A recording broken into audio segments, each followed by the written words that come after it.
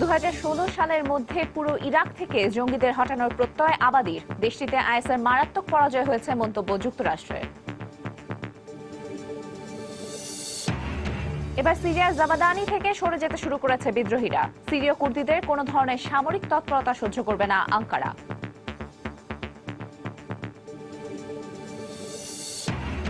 পরমাণু চুক্তির শর্ত মেনে রাশিয়ায় কম সমৃদ্ধ করা ইউরেনিয়াম পাঠালো ইরান। তেহরানের এই পদক্ষেপকে স্বাগত জানালেন জন কেরি। এবং ভারতের অমৃতসরে ট্রেনে কিশোরী গণধর্ষণের ঘটনায় জড়িত 3 সেনা সদস্যের একজন আটক, বাকি দুজনকে খুঁজছে পুলিশ।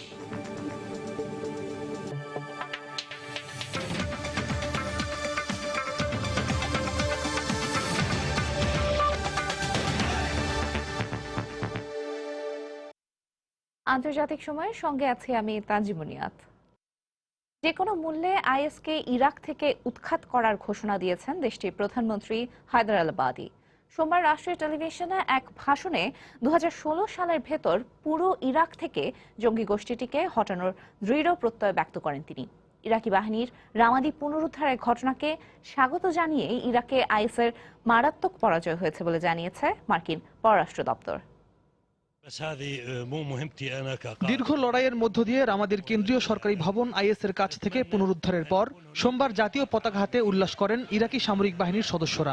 একই দিন জঙ্গিদের কাছ থেকে আনবারের প্রাদেশিক রাজধানী রামাদির নিয়ন্ত্রণ নেয়ার আনুষ্ঠানিক ঘোষণা দেয়া হয়। আইএসের বিরুদ্ধে সরকারি বাহিনীর এই অগ্রগতিকে কৌশলগতভাবে অত্যন্ত গুরুত্বপূর্ণ হিসেবে বিবেচনা করছেন ইরাকের রাজনৈতিক বিশ্লেষকরা। রামাদিতে ইরাকি বাহিনীর সফলতা বেশ কয়েকটি দিক থেকে গুরুত্বপূর্ণ ভূমিকা রাখবে। আনবারে আইএস তাদের খেলাফত ঘোষণা করেছিল। এই প্রদেশের রাজধানীতে সরকারের নিয়ন্ত্রণ প্রতিষ্ঠার ফলে সামরিক বাহিনীর মনোবল বাড়বে, পাশাপাশি চরমপন্থী নিয়ন্ত্রিত সরবরাহ পথ আরও সীমিত হয়ে এলো। গত মার্চের শেষ দিকে সালাহুদ্দিন প্রদেশের তিকরিত শহর আইএস মুক্ত করার ঘোষণা দেয় ইরাকি বাহিনী। এর এক মাস যেতে না যেতেই মে মাসে আনবারের রামাদিতে নিজেদের নিয়ন্ত্রণ প্রতিষ্ঠার ঘোষণা দেয় জঙ্গি গোষ্ঠীটি। এরপর টানা 7 মাস লড়াইয়ের ধারাবাহিকতায় শহরটিতে সরকারি বাহিনীর পুনর্নিয়ন্ত্রণ প্রতিষ্ঠা হলেও এ অঞ্চলের অধিবাসীদের ফিরিয়ে আনতে আরো অনেক কাজ বাকি বলে মন্তব্য করেছে মার্কিন পররাষ্ট্র দপ্তর। রামাদি পুনর্দখলে নেওয়ায় আমরা ইরাকের সাহসী সেনা সদস্যদের অভিনন্দন জানাই। তবে এখানেই সব দায়িত্ব শেষ হয়ে যায়নি। এ অঞ্চলের অধিবাসীরা যাতে নিরাপদে ফিরে আসতে পারে সেই পরিবেশ তৈরি করতে হবে। এর আগে অবশ্য আনবারের প্রাদেশিক সরকারের পক্ষ থেকে বলা হয় রামাদির 80% অবকাঠামো ধ্বংস হয়ে যাওয়ায় শহরটির পুনর্গঠনে অন্তত 10 বছর সময় লেগে যেতে পারে। রামাদির পর সরকারি বাহিনীর পরবর্তী লক্ষ্য আইএসের নিয়ন্ত্রণে থাকা ইরাকের দ্বিতীয় বৃহত্তম শহর মসুল। এখান থেকে চরমপন্থীদের হটানোর মধ্য দিয়ে আইএসের বিরুদ্ধে চূড়ান্ত প্রতিশোধ নেওয়া হবে বলে হুঁশিয়ারি উচ্চারণ করেছেন ইরাকি প্রধানমন্ত্রী। এবার মসুলকে আইএস মুক্ত করার অভিযান শুরু হবে। আল্লাহর ইচ্ছায় 2016 সাল হবে আইএস এর বিরুদ্ধে আমাদের চূড়ান্ত বিজয়ের বছর। ইরাকের মাটিতে কোনো জঙ্গির ঠাঁই হবে না। এরই মধ্যে ইরাকের সালাহুদ্দিন প্রদেশের স্বেচ্ছাসেবী সশস্ত্র গোষ্ঠী জব্বার আল মামুরির একজন সদস্য আইএস এর সঙ্গে তুরস্কের গোয়েন্দা বাহিনীর সদস্যদের সরাসরি যোগাযোগ থাকার প্রমাণ পাওয়ার দাবি করেছেন। ইরাক সরকার সমর্থক হাস্ত আল শাবি নামের ওই যোদ্ধা একজন আইএস কমান্ডারকে হত্যার পর তার মোবাইল ফোন থেকে এ সংক্রান্ত গুরুত্বপূর্ণ তথ্য পেয়েছেন বলে জানান। রিয়াদুল ইসলাম, সময় সংবাদ। সিরিয়ার হোমস শহরে জোড়া বোমা হামলায় 32 জন নিহত হয়েছে। এ ঘটনায় আহত হয়েছেন অন্তত 90 জন। ব্রিটেন ভিত্তিক পর্যবেক্ষণ সংস্থা Syrian observatory for human rights এর বরাত দিয়ে রয়টার্স এ তথ্য জানায়। সোমবার শহরের কেন্দ্রীয় জাহরা এলাকায় প্রথমে একটি গাড়ি বোমা হামলা এবং পরে আরও একটি আত্মঘাতী হামলা চালানো হয়। সিরিয়ার রাষ্ট্রীয় টেলিভিশন প্রচারিত এক ছবিতে হামলার পর ঘটনাস্থলের লোকজনকে ছোটাছুটি করতে দেখা যায়। এ মাসের শুরুতে সিরিয়ায় সরকার ও বিদ্রোহীদের মধ্যে যুদ্ধবিরতি শুরুর পর এটি হোমস শহরে চালানো দ্বিতীয় হামলা।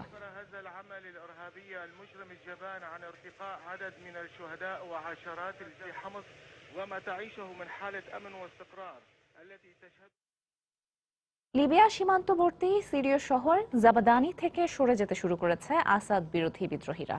রুশ প্রতিরক্ষা মন্ত্রণালয় জানিয়েছে গেল 3 দিনে সিরিয়ায় 550 আইএস অবস্থানে বিমান হামলা চালিয়েছে তারা। রুশ হামলার সহায়তায় একই সাথে আইএস ও আসাদ বিরোধী বিদ্রোহীরা সিরিয়ার রাক্কা শহরের আশপাশের 20টি এলাকা জঙ্গিদের দখলমুক্ত করেছে বলেও জানায় রুশ সরকার। এদিকে তুরস্কের প্রধানমন্ত্রী আহমেদ দাভুতোগলু বলেছেন ফোরাত নদীর পশ্চিমে সিরীয় কুর্দিদের কোনো ধরনের সামরিক তৎপরতা সহ্য করবে না আঙ্কারা। اعتقد كما سمعت জাতিসংঘের মধ্যস্থতায় করা যুদ্ধবিরতির আওতায় সোমবার বিকেলে লিবীয় সীমান্তবর্তী সিরিয়ায় জাবাদানি শহরের কেন্দ্রীয় চত্বর ছেড়ে যেতে শুরু করে আসাদ বিরোধী বিদ্রোহীরা। ইতোমধ্যে বেশ কয়েকটি বাসে করে 120 বিদ্রোহী তাদের পরিবার নিয়ে তুরস্কে পৌঁছেছে। শহরটি থেকে বিদ্রোহীদের পাশাপাশি বেসামরিক নাগরিকদেরও সরিয়ে লেবাননে নিয়ে যাওয়া হয়েছে।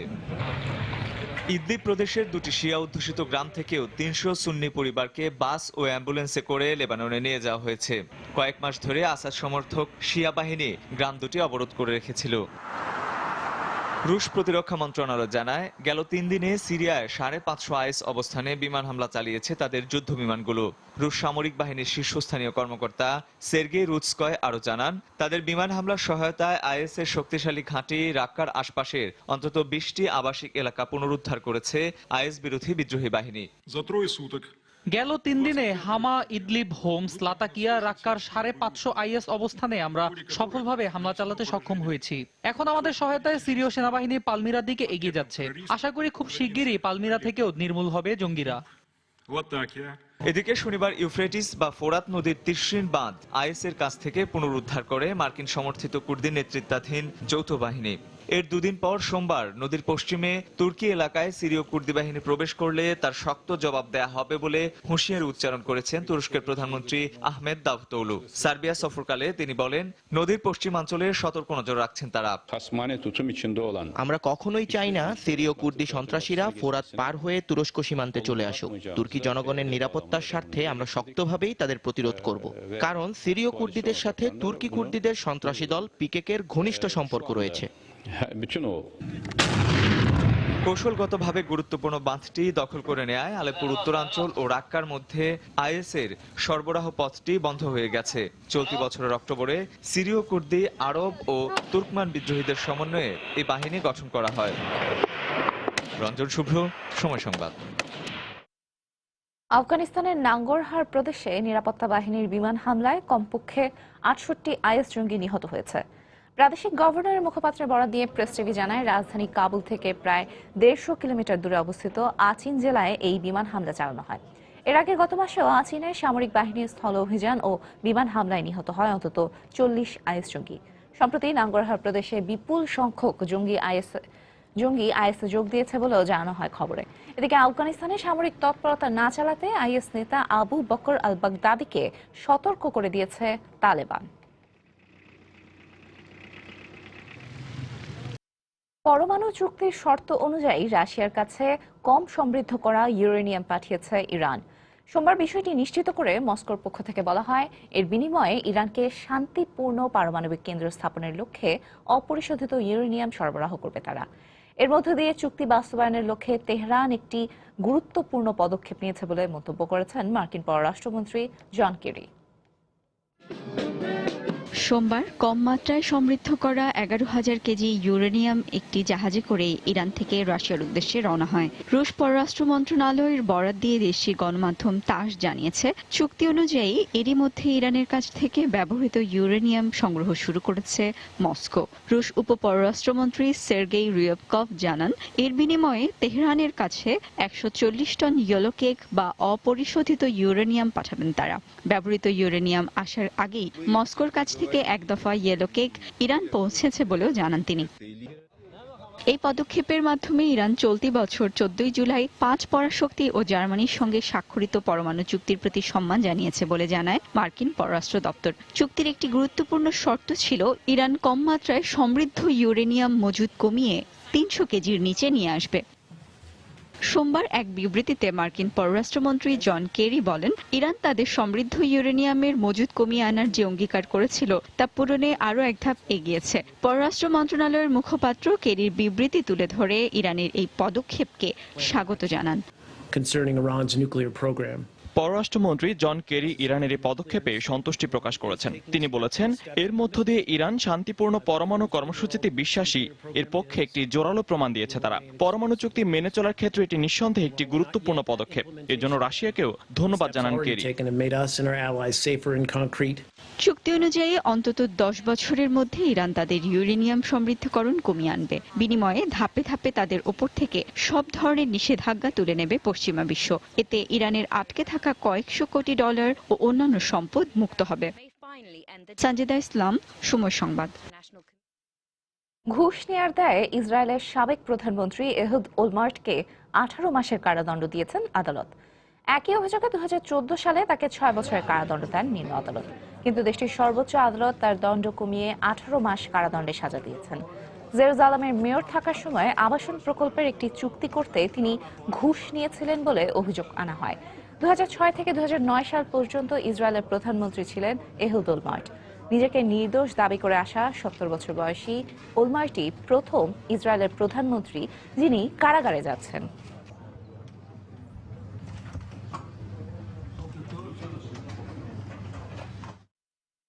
ইয়েমেনের তাইজ শহরে সৌদির একটি গোয়েন্দা ড্রোন ভূপাতিত করেছে প্রেসিডেন্ট হাদি সমর্থিত বাহিনী। স্থানীয় গণমাধ্যমের বরাতে আল জাজিরা জানায়, সোমবার সরকারি বাহিনীর ওপর গোয়েন্দা নজরদারির সময় ড্রোনটি ভূপাতিত করা হয়। দেশটিতে গেল মার্চ থেকে সৌদি জোটের হামলার পর থেকেই বিভিন্ন গোয়েন্দা ড্রোন লক্ষ্য করে আসছিল ইয়েমেনের সরকারি বাহিনী।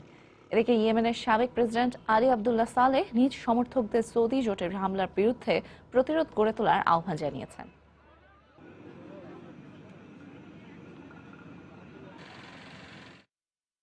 তুরস্কের দক্ষিণ পূর্বাঞ্চলীয় সিজারে শহরে কুর্দিপন্থীদের তুরস্কের নিরাপত্তা বাহিনী সংঘর্ষ হয়েছে। জরুরি অবস্থা ভেঙে বিক্ষোভ করার সময় নিরাপত্তা বাহিনী বাধা দিলে এই সংঘর্ষ ছড়িয়ে পড়ে। এ সময় নিরাপত্তা বাহিনীর সদস্যরা বিক্ষোভকারীদের দিকে টিয়ার শেল ছোড়ে। এছাড়া বিক্ষোভ দমনে জল কামানো ব্যবহার করে তারা। গত কয়েক মাস ধরে চলা সংঘর্ষে নিরাপত্তা বাহিনী ওই এলাকায় 200 কুর্দি যোদ্ধাকে হত্যা করে। সম্প্রতি কুর্দিস্তান ওয়ার্কার্স পার্টি পিকেকে যোদ্ধাদের দমনে তুরস্কে অভিযান জোরদার করে সরকারি বাহিনী। Turkey's security forces pounded PKK positions in the town. The security forces' campaign and curfew has hit everyday life in the town, into the towns and cities. আন্তর্জাতিক সময়ে আরো দেখবেন, যুক্তরাষ্ট্রে কয়েকদিনের ঝড় ও আকস্মিক বন্যায় মৃতের সংখ্যা বেড়ে 43। যুক্তরাজ্যের ইয়র্কশায়ারে বন্যা পরিস্থিতির অবনতি, দুর্গত এলাকা পরিদর্শনে গেলেন ক্যামেরন। ভারতে এবার বাসের পর চলন্ত ট্রেনে কিশোরী গণধর্ষণের ঘটনা ঘটেছে। সোমবার সন্ধ্যায় অমৃতসরগামী এক ট্রেনের সেনা জওয়ানদের জন্য সংরক্ষিত কামরা থেকে নির্যাতিতা ওই কিশোরীকে উদ্ধার করে পুলিশ। জড়িত সন্দেহে এরই মধ্যে আটক করা হয়েছে এক সেনা সদস্যকে। আরও দুজনের বিরুদ্ধে অনুসন্ধান চলছে বলে জানায় পুলিশ। নির্যাতনের শিকার ওই কিশোরীর চিকিৎসা চলছে। এদিকে দিল্লির কাছ থেকে অপহৃত এক কলেজ ছাত্রীকে উদ্ধার করা হয়েছে বলে জানিয়েছে পুলিশ। এবার বাস নয়, চলন্ত ট্রেনে ধর্ষণের ঘটনা ঘটল ভারতে। আবার সাধারণ কোনো কামরায় নয়, খোদ সেনা জওয়ানদের সংরক্ষিত কামরাতেই গণধর্ষণের শিকার হলেন দমদমের এক কিশোরী। সোমবার হাওড়া স্টেশন থেকে অমৃতসরগামী ট্রেনের সেনা জওয়ানদের ওই কামরায় ওঠে মেয়েটি। এর 6 ঘন্টা পর ওই কামরা থেকেই অচেতন অবস্থায় তাকে উদ্ধার করে ঝাড়খণ্ড রেল পুলিশ। প্রাথমিক তদন্তে ট্রেনের সেনা কামরাতেই গণধর্ষণের প্রমাণ পাওয়ায় মঞ্জুরিশ ত্রিপাঠী নামের এক সেনা জওয়ানকে গ্রেফতার করা হয়। একই অভিযোগে সন্ধান চলছে আরো 2 জওয়ানের। নির্যাতনের শিকার মেয়েটি না জেনেই সেনা জওয়ানদের সংরক্ষিত কামরায় ওঠে। এর 10 মিনিট পর জওয়ানদের দেয়া বোতলের পানি খেয়ে অজ্ঞান হয়ে যায় সে। মেয়েটি আমাকে বলেছে এর পরই ধর্ষণের শিকার হয় সে। 2012 সালে দিল্লির চলন্ত বাসে মেডিকেল শিক্ষার্থী নির্ভয়া গণধর্ষণ ও খুনের ঘটনার পর থেকেই বিশ্বজুড়ে নিন্দিত হতে থাকে ভারত। আর চলতি বছরের 20 ডিসেম্বর কিশোর সুরক্ষা আইনের সুযোগে ওই মামলার এক আসামি মুক্তি পায়। এই ঘটনায় ভারত জুড়ে নিন্দার বিক্ষোভের রেশ কাটতে না কাটতেই চলন্ত ট্রেনে একই ঘটনার পুনরাবৃত্তি ঘটল। এদিকে রাজধানী দিল্লির কাছের শহর গার্গান কলেজের এক ছাত্রীকে অপহরণের 6 ঘন্টা পর উদ্ধার দাবি করেছে পুলিশ। সোমবার সকাল 9:30টায় পূর্ব পরিচিত 3 যুবক ছাত্রীটিকে এক প্রাইভেট কারে জোরপূর্বক তুলে নিয়ে যায় বলে জানান তারা। জাহিদুর রহমান, সময় সংবাদ। বাংলাদেশ, ভারত, পাকিস্তান মিলে অখণ্ড ভারত গড়ে তোলা সম্ভব বলে সম্প্রতি দলের নেতা রাম মাধবের বক্তব্যকে একান্তই ব্যক্তিগত মত বলে বর্ণনা করেছে ভারতের ক্ষমতাসীন বিজেপি। সম্প্রতি আল জাজিরার সঙ্গে সাক্ষাৎকারে বিজেপির এই প্রভাবশালী নেতা এমন মন্তব্য করেছিলেন। বিজেপির পক্ষ থেকে আনুষ্ঠানিকভাবে বলা হয়, অখণ্ড ভারতের প্রশ্নে সরকারের অবস্থান পুরোপুরি আলাদা। ভারত ও পাকিস্তান দুটি সার্বভৌম দেশ হিসেবে পরস্পরের সঙ্গে সম্পর্ক বজায় রেখে চলবে। বিবিসি বাংলার খবরে বলা হয়, বিজেপি এই বিতর্কিত মন্তব্য থেকে নিজেদের দূরে রাখতে চাইছে। তবে দলটির রাজনৈতিক আদর্শের ধারক আরএসএস অবশ্য রাম মাধবের বক্তব্যের সুরেই জানায়, অখণ্ড ভারত কোনো অবাস্তব কল্পনা নয়।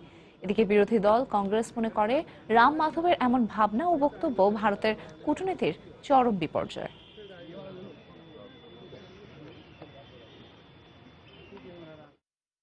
ভারতের সাবেক প্রধানমন্ত্রী জওহরলাল নেহরু ও কংগ্রেস সভানেত্রী সোনিয়া গান্ধীর সমালোচনা করে প্রবন্ধ প্রকাশ করেছে মহারাষ্ট্রে কংগ্রেসের নিজস্ব মুখপাত্র কংগ্রেস দর্শন।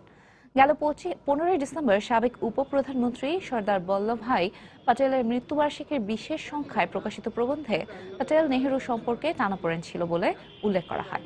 প্রবন্ধে 1950 সালে নেহরুকে লেখা প্যাটেলের একটি চিঠির উদ্ধৃতি দিয়ে বলা হয়, প্যাটেল চীনকে অবিশ্বস্ত ও ভবিষ্যতের শত্রু বলে চিহ্নিত করেছিল। আর কংগ্রেস সভানেত্রী সোনিয়া গান্ধী সম্পর্কে বলা হয়, 1997 সালে কংগ্রেসের সাধারণ সদস্য পদ পেয়েও মাত্র 62 দিনের মাথায় দলের সভানেত্রী হন তিনি। এমনকি সরকার গঠনের ব্যর্থ চেষ্টার অভিযোগ আনা হয় ওই প্রবন্ধে। তবে প্রবন্ধের লেখকের নাম ছাপানো হয়নি। গেল সোমবার কংগ্রেসের 132তম প্রতিষ্ঠাবার্ষিকীর দিনই মুখপাত্রের বিষয় সম্পাদক সুধীর যোশীকে বরখাস্ত করা হয়।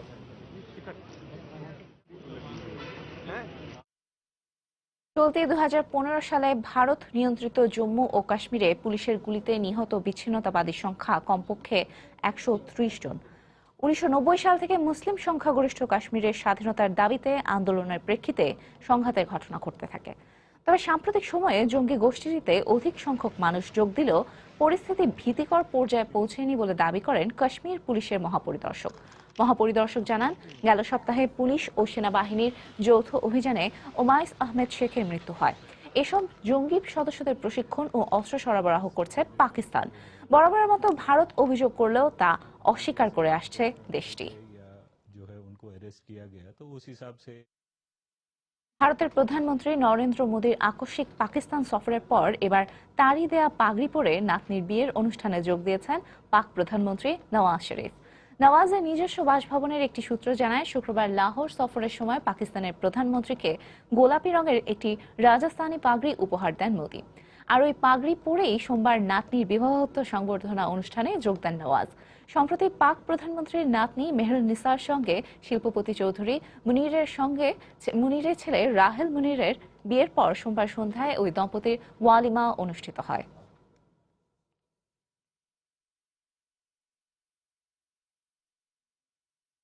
আন্তর্জাতিক সময়ে আরো দেখবেন, যৌন দাসত্বে বাধ্য হওয়া দক্ষিণ কোরীয় নারীদেরকে জাপানের ক্ষতিপূরণ দেওয়ার সিদ্ধান্তকে স্বাগত জানালো যুক্তরাষ্ট্র। বর্তমান প্রজন্মের দায়মুক্তি হবে মন্তব্য অ্যাবের।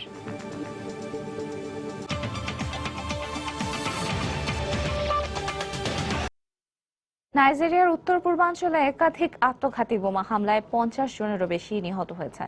কর্তৃপক্ষের বরাতে বিবিসি জানায়, সোমবার রাত ও সোমবার সকালে আদামাওয়া ও পাশের বর্নো রাজ্যে কয়েক দফা হামলায় এসব হতাহতের ঘটনা ঘটে। গেল সপ্তাহে দেশটির প্রেসিডেন্ট মোহাম্মদ বুহারি বিবিসির সঙ্গে সাক্ষাৎকারে বোকো হারাম কৌশলগতভাবে পরাজিত হয়েছে বলে উল্লেখ করেছিলেন। এবারের আত্মঘাতী একাধিক হামলার জন্য বোকো হারামকেই দায়ী করা হচ্ছে। গেল 6 বছরে বোকো হারামের সহিংসতায় নাইজেরিয়ার উত্তর পূর্বাঞ্চলে 17,000-এরও বেশি মানুষ নিহত হয়েছে। এর পাশাপাশি 1,000-এরও বেশি স্কুল ধ্বংস ও 15 লাখেরও বেশি মানুষ গৃহহীন হয়। পুয়ের্তো রিকোর পোন্স শহরে সহকর্মীকে গুলি করে হত্যা করেছেন এক পুলিশ কর্মকর্তা। পুলিশের একজন মুখপাত্র বার্তা সংস্থা এপিকে জানান, সোমবার সকালে এক নারী লেফটেন্যান্ট ও 2 পুলিশ সদস্যকে জিম্মি করে ওই পুলিশ কর্মকর্তা। পরে 3 জনকে গুলি করেন তিনি। এ সময় পুলিশ কর্মকর্তারা তার সঙ্গে সমঝোতার চেষ্টা করেছিলেন বলে জানায় গণমাধ্যম। পরে ওই কর্মকর্তাকে আহত অবস্থায় গ্রেফতার করা হয়। তবে কী কারণে তিনি এই হত্যাকাণ্ড চালিয়েছিলেন তা এখনো জানা যায়নি। ভারতের পশ্চিমবঙ্গে বোমা তৈরির সময় বিস্ফোরণে নিহত হয়েছে অন্তত 1 জন। এই ঘটনায় আহত হয়েছে আরও 2 জন। সোমবার রাজ্যের মালদা জেলার মুজাপুর গ্রামে একটি গোডাউনে এই ঘটনা ঘটে। পুলিশ জানায়, 3 ব্যক্তির গোডাউনটিতে বোমা তৈরির সময় হঠাৎ বিস্ফোরণ ঘটলে ঘটনাস্থলেই নিহত হন 1 জন। আহত অপর 2 জনকে স্থানীয় একটি হাসপাতালে ভর্তি করা হয়েছে। পুলিশ ঘটনাস্থল থেকে আরও একটি তাজা বোমা উদ্ধার করেছে। ঘটনা তদন্তে অনুসন্ধান চালিয়ে যাচ্ছে পুলিশ।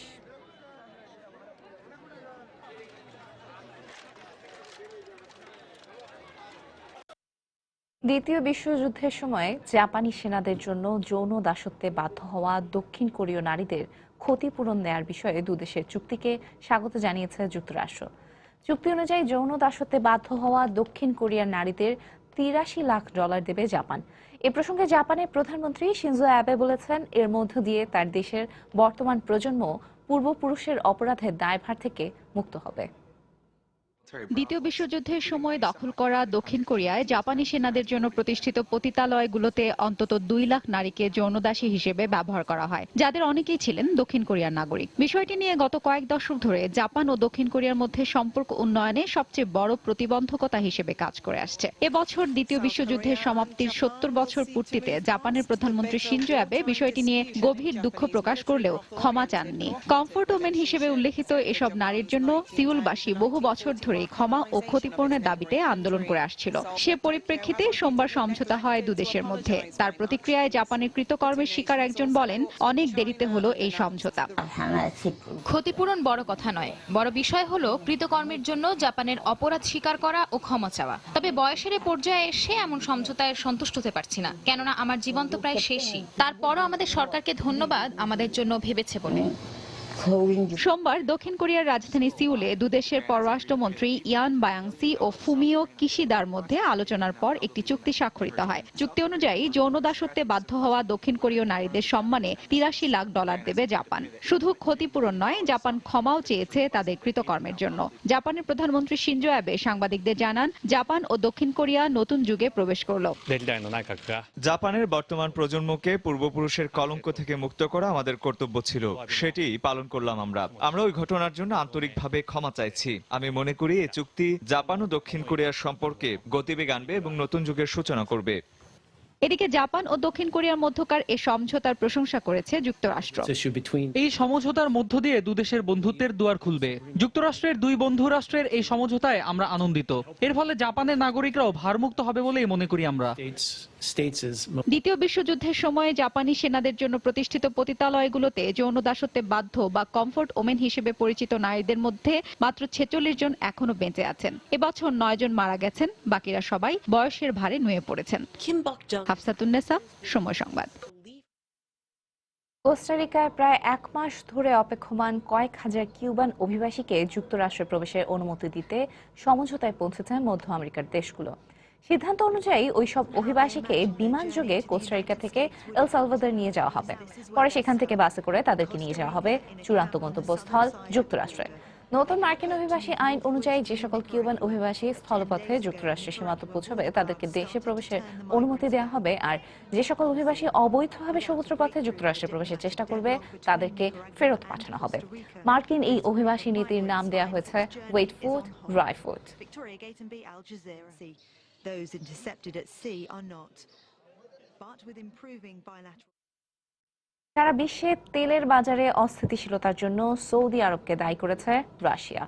সোমবার রাশিয়ার জ্বালানি মন্ত্রী আলেকজান্ডার নোভাক গণমাধ্যমকে দেয়া সাক্ষাৎকারে বলেন, সৌদি আরব বেশি পরিমাণ অপরিশোধিত তেল আহরণ করে তেলের দাম কমিয়ে দিয়েছে।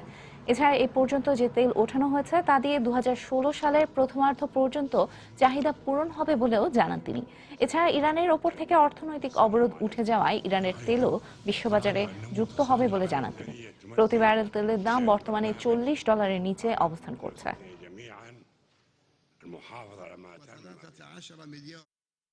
যুক্তরাষ্ট্রের দক্ষিণ ও পশ্চিমাঞ্চলের কয়েকটি রাজ্যে ঝড় ও গেল 5 দিনের আকস্মিক বন্যায় মৃতের সংখ্যা বেড়ে দাঁড়িয়েছে 43 জনে। এদিকে যুক্তরাজ্যের ইয়র্কশায়ারে বন্যা পরিস্থিতির আরও অবনতি হয়েছে। বন্যা দুর্গত এলাকা পরিদর্শন করেছেন ব্রিটিশ প্রধানমন্ত্রী ডেভিড ক্যামেরন। এছাড়া বন্যা পরিস্থিতির অবনতিতে আর্জেন্টিনায় জরুরি অবস্থা ঘোষণা করা হয়েছে। শক্তিশালী টর্নেডো আঘাত হানার পর টানা ঝড়, বৃষ্টি আর আকস্মিক বন্যায় বিপর্যস্ত হয়ে পড়েছে যুক্তরাষ্ট্রের Texas, Arkansas, Louisiana, Oklahoma, Mississippi সহ দক্ষিণ ও পশ্চিমাঞ্চলীয় কয়েকটি রাজ্য। জরুরি অবস্থা ঘোষণা করা হয়েছে টেক্সাস, মিজৌরি, ওকলাহোমা ও নিউ মেক্সিকোতে। ঝড়ের তাণ্ডব ও বন্যায় শত শত বাড়িঘর ভেসে গেছে, বিদ্যুৎ বিচ্ছিন্ন হয়ে পড়েছে বেশ কয়েকটি এলাকা। টর্নেডোর পর টেক্সাস অঙ্গরাজ্যে আঘাত হেনেছে তুষার ঝড়। পরিস্থিতি বিপর্যয়ের আশঙ্কায় কর্তৃপক্ষ সতর্কতা জারি করেছে। এদিকে যুক্তরাজ্যের ইয়র্কশায়ারে বন্যা পরিস্থিতির আরও অবনতি হয়েছে। নতুন করে প্লাবিত হয়েছে বিস্তীর্ণ এলাকা। বন্যাক্রান্ত এলাকায় জরুরি সাহায্যের পাশাপাশি উদ্ধার তৎপরতা চালিয়ে যাচ্ছে সেনাবাহিনী সহ উদ্ধারকারী কয়েকটি দল। এই অবস্থায় সোমবার দুর্গত এলাকা পরিদর্শন করেছেন ব্রিটিশ প্রধানমন্ত্রী ডেভিড ক্যামেরন। গেল 70 বছরের মধ্যে এটি উত্তর ইংল্যান্ডের সবচেয়ে ভয়াবহ বন্যা বলে ধারণা করা হচ্ছে। বন্যা মোকাবেলায় গেল কয়েক বছরে আমরা অনেক অর্থ ব্যয় করেছি। এখন মনে হচ্ছে তা যথেষ্ট নয়। প্রতিরোধ ব্যবস্থা আরো জোরদারে আমরা 230 কোটি পাউন্ডের পরিকল্পনা গ্রহণ করেছি। এর পাশাপাশি আরো কি করা যায় তা ভেবে দেখা হচ্ছে। লাতিন আমেরিকার কয়েকটি দেশেও বন্যা পরিস্থিতির অবনতি হয়েছে। পরিস্থিতি মোকাবেলায় জরুরি অবস্থা ঘোষণা করেছে আর্জেন্টিনা। বন্যায় যারা একেবারেই বিপর্যস্ত হয়ে পড়েছেন, আমরা সাহায্য নিয়ে দ্রুত তাদের পাশে দাঁড়াতে চাই। পানি নেমে যাওয়া পর্যন্ত সাহায্য অব্যাহত থাকবে। এছাড়া প্যারাগুয়ে, উরুগুয়ে ও ব্রাজিলে বন্যায় গৃহহীন হয়েছেন অন্তত 1 লাখ মানুষ। দেলোয়ার হোসেন, সময় সংবাদ। জলবায়ু পরিবর্তনের সঠিক চিত্র পেতে মহাকাশে উপগ্রহ পাঠিয়েছে চীন। গাওয়ানফ্যান 4 নামে পরিচিত এই উপগ্রহটি মঙ্গলবার চীনের দক্ষিণ পশ্চিমের সিচুয়ান প্রদেশে শিনচ্যাং স্যাটেলাইট সেন্টার থেকে উৎক্ষেপণ করা হয়েছে। উপগ্রহটি লং মার্চ 3B ক্যারিবিয়ান রকেটের মাধ্যমে মহাকাশে পাঠানো হয়। গাওয়ানফ্যান 4 উপগ্রহটি ভূপৃষ্ঠ থেকে 36,000 কিলোমিটার উপরে চক্রাকারে পৃথিবী পর্যবেক্ষণ করবে। এটি প্রথম শ্রেণীর জিওক্রোনাস অরবিট উপগ্রহ। এই উপগ্রহ উৎক্ষেপণের কারণে চীন জলবায়ু সংক্রান্ত বিভিন্ন খবর এবং ভূপৃষ্ঠের যে কোনো প্রাকৃতিক দুর্যোগের স্পষ্ট ছবি দ্রুত সময়ের মধ্যে উপগ্রহের মাধ্যমে পেয়ে যাবে। চলতি বছর প্রায় 19টি গাওফেন সিরিজের উপগ্রহ মহাকাশে পাঠানো হয়েছে। মেক্সিকোর দক্ষিণ পশ্চিমে অবস্থিত কোলিমা আগ্নেয়গিরি থেকে অগ্নুৎপাত অব্যাহত রয়েছে। কর্তৃপক্ষের বরাতে স্থানীয় গণমাধ্যম জানিয়েছে, চলতি বছরের জুলাই মাস থেকে আগ্নেয়গিরিটি আবার সক্রিয় হয়েছে। প্রতিদিন আগ্নেয়গিরি থেকে উৎপন্ন ধোঁয়া এবং ছাই 2000 মিটার উপরে উঠে বাতাসের সাথে মিশে যাচ্ছে। কোলিমা আগ্নেয়গিরিটি মেক্সিকোর প্যাসিফিক রিং ফায়ার এলাকার অন্তর্ভুক্ত। দেশটিতে প্রায় 3000 আগ্নেয়গিরি রয়েছে বলে মাত্র 14টি সক্রিয়।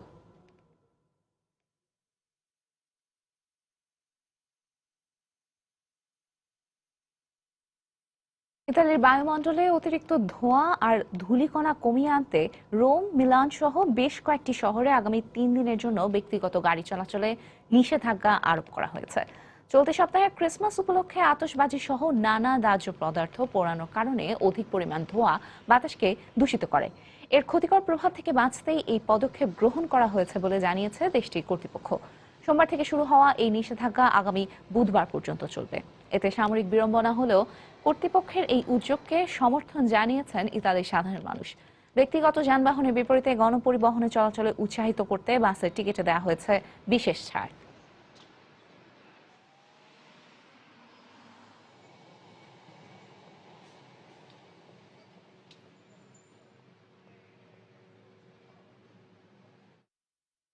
মুক্তিযুদ্ধের স্বপ্ন সফলের পথে থাকা বাংলাদেশের অগ্রযাত্রায় সামিল করতে হবে নতুন প্রজন্মকেও।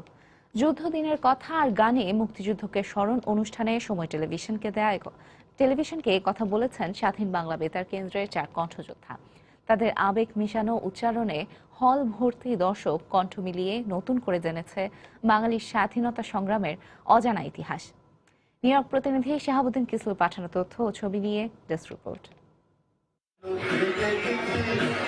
বিজয়ের মাসে লাখো শহীদদের আত্মত্যাগের প্রতি সম্মান জানাতে মহান মুক্তিযুদ্ধকে ব্যতিক্রমী আয়োজনে স্মরণ করেছে নিউ ইয়র্ক প্রবাসী বাঙালিরা। বরেণ্য সঙ্গীত শিল্পী সুবীর নন্দীর সঞ্চালনায় পরিবেশন করা হয় 71-এর কণ্ঠযোদ্ধা শিরোনামের সঙ্গীতানুষ্ঠানটি। গানের পরতে পরতে মিশে থাকা যুদ্ধদিনের স্মৃতিকথায় 71-এ ফিরে যান সুবীর নন্দীও। সবসময় মুক্তিযুদ্ধ হৃদয়ে থাকে। মুক্তিযুদ্ধ হয়েছিল বলে বাংলাদেশ ছিল বলে আমরা সারা পৃথিবীতে আমরা বাংলাদেশে বাঙালিরা ছড়িয়ে আছি। আমার ভালো লাগছে যে আমার সঙ্গীত জীবনে 4 জন মুক্তিযোদ্ধা, আমরা বলি 12 নম্বর সেক্টরে তারা মুক্তিযোদ্ধা, তাদের অনুষ্ঠানে আমি ঘোষণা করতে পেরে আমার নিজেকে আমি খুব ধন্য মনে করছি।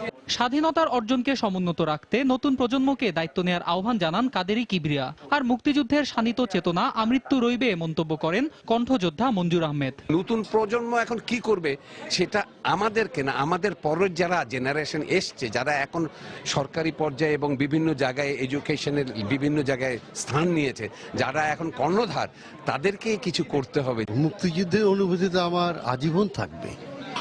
আমার মৃত্যুর আগ পর্যন্ত মুক্তিযুদ্ধের ইতিহাস মুক্তিযুদ্ধের অনুভূতি, সব ফিলিংস কখনো শেষ হবে না। অন্যদিকে মুক্তিযুদ্ধের চেতনা অমর বলে বর্ণনা করেন সঙ্গীত শিল্পী শহীদ হাসান। এই গানগুলা শোনার চাইতে বড় জিনিস যে আকুতি নিয়ে শোনা, এটা কিন্তু সচরাচর দেখা যায় না। আর রথীন্দ্রনাথ রায় বাংলাদেশের মুক্তিযুদ্ধের চেতনা বাস্তবায়িত হবে বলে আশা প্রকাশ করেন। ৭৫-এর পরে যে অবক্ষয়, সেই থেকে আজকে ২০১৫-তে এসে সেইটা আবার আমরা উল্টো দিক থেকে সামনের দিকে হাঁটা কেবল শুরু করলাম। অতএব একজন মুক্তিযোদ্ধা হিসেবে আমরা পজিটিভ সেন্সটাই আমরা চিন্তা করি। মুক্তিযুদ্ধের চেতনার বাংলাদেশ মৃত্যুকে জয় করবে অনুষ্ঠান থেকে এই আকাঙ্ক্ষা নিয়ে নতুন করে আশায় বুক বেঁধেছে প্রবাসীরা। স্বাধীন বাংলা বেতারের 4 শিল্পী মঞ্জুর আহমেদ, রথীন্দ্রনাথ রায়, কাদেরী কিবরিয়া ও শহীদ হাসান একসাথে স্বাধীনতার সংগ্রামী গান পরিবেশন করে মুক্তিযুদ্ধের অম্লান চেতনাকে ছড়িয়ে দেন প্রবাসীদের মাঝে। সময় সংবাদ, নিউ ইয়র্ক, যুক্তরাষ্ট্র। মেকআপ আর্টিস্ট হওয়ার স্বপ্ন নিয়ে জেসিকা রুজ যখন বিউটি স্কুলে ভর্তি হতে যান, তখন তাকে ফিরিয়ে দেয় স্কুল কর্তৃপক্ষ। তবে এতে হতাশ হননি জেসিকা। ২৬ বছর বয়স্ক ফিলাডেলফিয়ার এই নাগরিক তার হাত দিয়ে কোনো কাজ করতে পারেন না। তবে তার নিজের চেষ্টায় তিনি তার স্বপ্ন পূরণ করেছেন, হয়েছেন একজন মেকআপ আর্টিস্ট। মেকআপ করার সময় তিনি তার মুখ দিয়ে কাজ করেন। এভাবেই তিনি সবাইকে সাজান নিখুঁতভাবে। অন্যান্য মেকআপ আর্টিস্টের মতোই তার কাজ নিখুঁত আর প্রশংসনীয়। মেকআপ আর্টিস্ট হওয়ার স্বপ্ন নিয়ে মাধ্যমিক বিদ্যালয়ে পড়াশোনা শেষ করে জেসিকা রুইজ যখন বিউটি স্কুলে ভর্তির আবেদন করেন, তখন তাকে দিয়ে এই কাজ সম্ভব নয় বলে তাকে ফিরিয়ে দেন স্কুল কর্তৃপক্ষ। তবে এতে হতাশ হননি অবশ 2 হাতের অধিকারী জেসিকা। ফিলাডেলফিয়ার এক প্রতিবন্ধী আলোকচিত্রীর সহায়তায় তিনি তার স্বপ্ন পূরণের পথ খুঁজে পেলেন। তারপর থেকে তিনি এই কাজ নিয়েই আছেন। ফিলাডেলফিয়ার ২৬ বছর বয়সী এই মেকআপ আর্টিস্ট হাত দিয়ে কোনো কাজ করতে পারেন না। তবে এই অপারগতা বাধা হয়ে উঠতে পারেনি তার স্বপ্ন পূরণের পথে। জেসিকা জানান তার খালা তার মেকআপ আর্টিস্ট হওয়ার অনুপ্রেরণা। ছোটবেলা থেকেই আমি আমার খালাকে এ কাজ করতে দেখেছি। তখন থেকেই এ কাজের প্রতি আমার ভালো লাগা জন্মায়। এরপর আমি সিদ্ধান্ত নিলাম এ কাজ আমিই করব। মুখ দিয়ে জেসিকা নিখুঁতভাবে সাজিয়ে তোলেন সবাইকে। অন্যান্য মেকআপ আর্টিস্টের চেয়ে কোনো অংশেই দুর্বল বা নিম্নমানের নয় তার কাজ। জন্মের পরপরই আর্থ্রোক্রিপোসিস রোগে আক্রান্ত হয়ে 2 হাত নাড়ার ক্ষমতা হারান জেসিকা। এই রোগে তার পাও কিছুটা আক্রান্ত, যে কারণে তিনি ঠিকমতো হাঁটতেও পারেন না। 16 বছর বয়সে জেসিকা যখন মেকআপ করা পুরোপুরি রপ্ত করলেন, তখন সহপাঠীদের সাজানোর মাধ্যমে এই কাজ শুরু করেন। ধীরে ধীরে তার পরিচিতি বাড়ে। তিনি বুঝতে পারলেন তার পছন্দের কাজটি পেশাও হতে পারে। নিজেকে প্রতিবন্ধী হিসেবে সবার কাছে পরিচিত হতে দেননি তিনি, বরং একজন সফল নারী হিসেবে তিনি আজ পরিচিত। আফরোজ নিপা, সময় সংবাদ। আন্তর্জাতিক সময়ের শীর্ষ সংবাদগুলো জানিয়ে দিচ্ছি আরেকবার। 2016 সালের মধ্যে পুরো ইরাক থেকে জঙ্গিদের হটানোর প্রত্যয় আবাদির। দেশটিতে আইএসের মারাত্মক পরাজয় হয়েছে মন্তব্য যুক্তরাষ্ট্রের। এবার সিরিয়ার জাবাদানি থেকে সরে যেতে শুরু করেছে বিদ্রোহীরা। সিরীয় কুর্দিদের কোনো ধরনের সামরিক তৎপরতা সহ্য করবে না আঙ্কারা।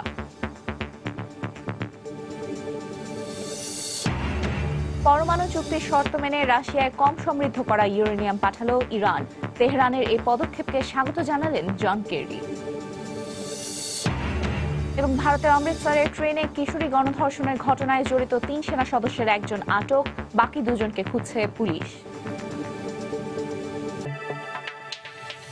এই ছিল আন্তর্জাতিক সময়। যে কোনো খবর পেতে ভিজিট করুন সময়নিউজ.tv আর সঙ্গে থাকুন সময়।